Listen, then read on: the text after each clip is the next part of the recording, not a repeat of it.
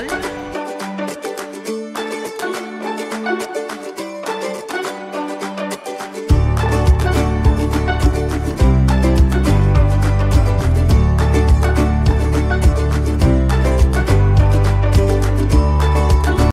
নমস্কার বন্ধুরা, আমার ইউটিউব ব্লগে আপনাদের সবাইকে স্বাগত জানাই।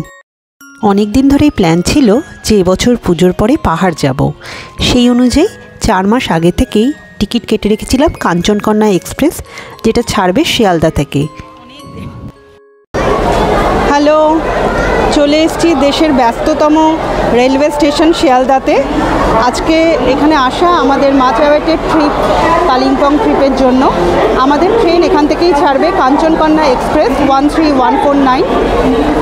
ট্রেনের শিডিউল টাইম 8:35, যদিও আমরা একটু আগেই হাতে সময় নিয়ে চলে এসেছি, কারণ ট্রেন ধরার জন্য হুড়োহুড়ি করে যাওয়াটা আমার কখনোই পছন্দ না। তো তাই জন্যই চলে এসেছি আমরা একটু হাতে সময় নিয়ে।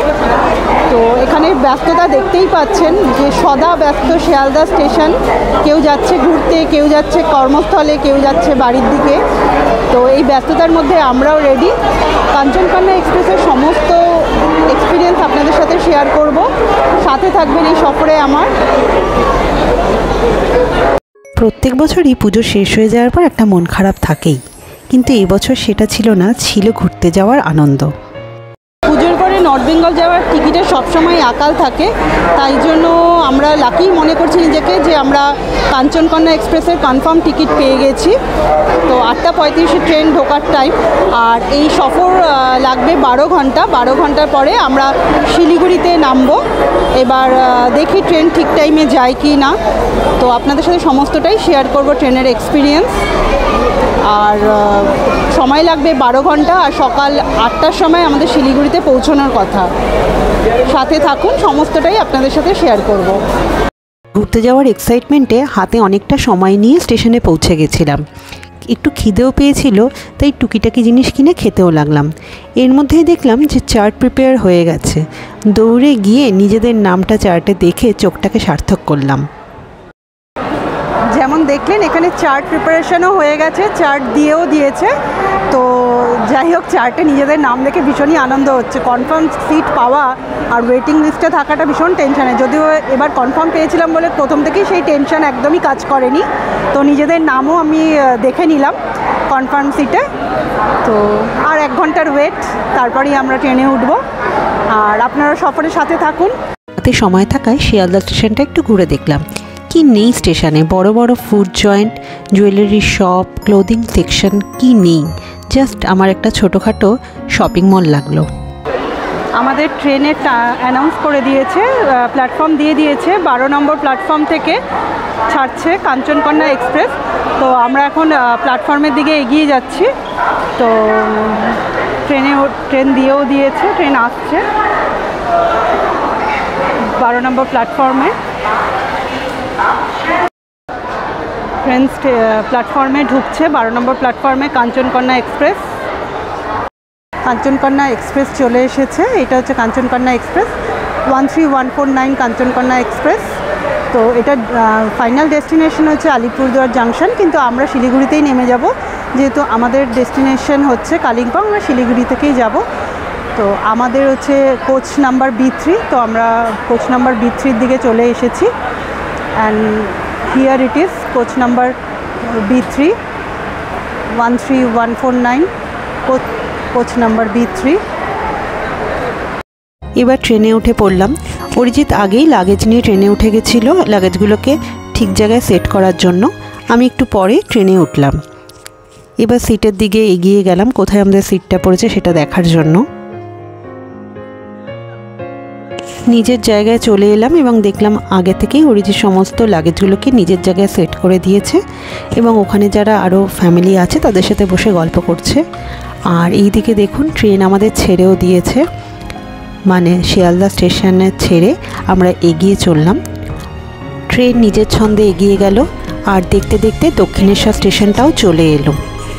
আমরা বসে ট্রেনে গল্প করতে লাগলো। গল্পের মূল টপিক ছিল পুজোর পর কী করে ট্রেনের টিকিট পাওয়া গেছে সেই নিয়ে। প্রত্যেকেই তাদের এক্সপিরিয়েন্সগুলো শেয়ার করছিল।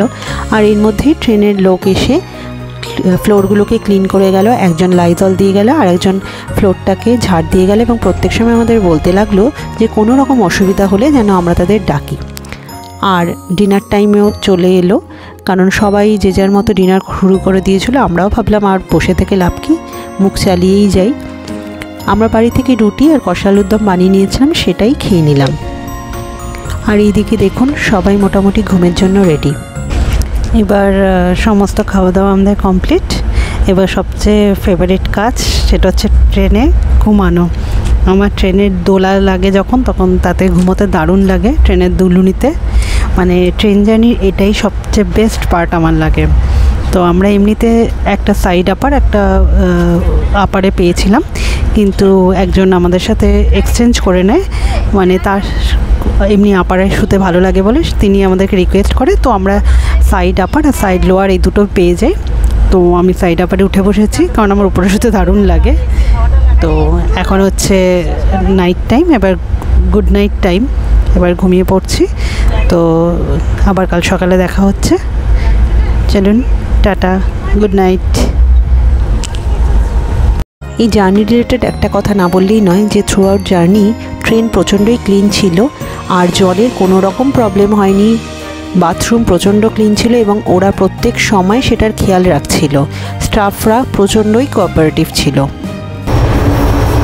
আ very good morning to you all. শুভ সকাল। আমরা এখন কিষানগঞ্জের দিকে যাচ্ছি। তো 6টা বেজে গেছে, ট্রেন এখন 41 মিনিট লেট আছে। তো দেখা যাক যে এটাকে কভার করতে পারে কি না অ্যাট লাস্ট।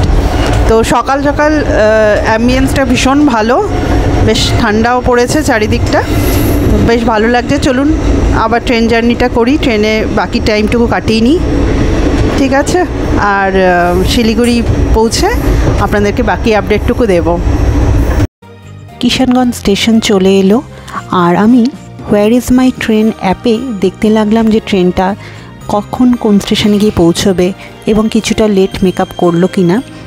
উৎসাহের খাতিরে কৌতূহলবশত এগুলোই দেখতে লাগলাম। ভীষণ ভালো লাগছিল, কারণ প্রত্যেক মুহূর্তে মনে হচ্ছিল যে গন্তব্যের আরও কাছে পৌঁছে যাচ্ছি। পাহাড় ঘুরতে যাব, এই এক্সাইটমেন্ট এক অন্যরকম এক্সাইটমেন্ট। কিষানগঞ্জ স্টেশন ছেড়ে ট্রেন এগিয়ে গেল। আমরাও জানলা দিয়ে বাইরের দৃশ্য দেখতে লাগলাম, ভীষণ ভালো লাগছিল। তখন কি জানতাম যে নেক্সট ডেস্টিনেশনে আরও কিছু সারপ্রাইজ আমাদের জন্য অপেক্ষা করছিল।